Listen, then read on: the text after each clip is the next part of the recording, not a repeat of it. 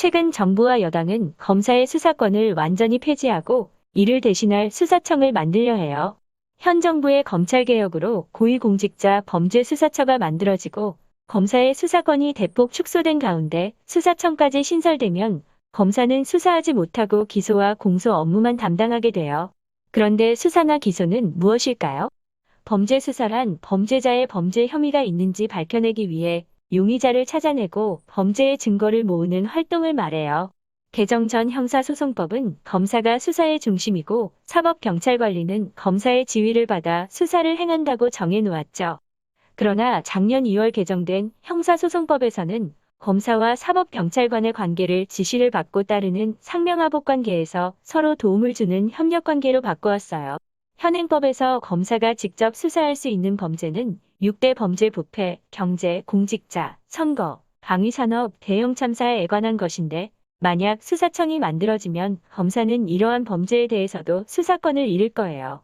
수사청은 FBI와 비슷한 것인데 수사권만 있고 영장 청구 및 기소 권한은 없어요. 검사의 수사권이 사라지게 되면 검사는 필요가 없을까요? 아니에요. 수사 업무 이외에도 검사는 다양한 일을 하는데 대표적인 것이 기소 업무예요. 기소는 검사가 사법부의 심판을 요구하는 행위를 의미해요. 이를 공소의 제기라고도 하죠. 공소는 기소와 비슷한 의미인데 검사가 법원에 재판을 청구한다는 의미예요. 원래 검사는 기소 업무를 위해 만들어진 것으로 우리 법은 검사만 공소 제기에 권한이 있다고 정해두었어요. 만약 수사청이 신설되면 지금의 검찰 조직은 수사기관에 압수수색 영장을 청구하고 기소 이후 재판 절차 업무에 치중할 거예요. 현 정부의 검찰개혁 최종 목표는 수사와 기소의 완전한 분리예요.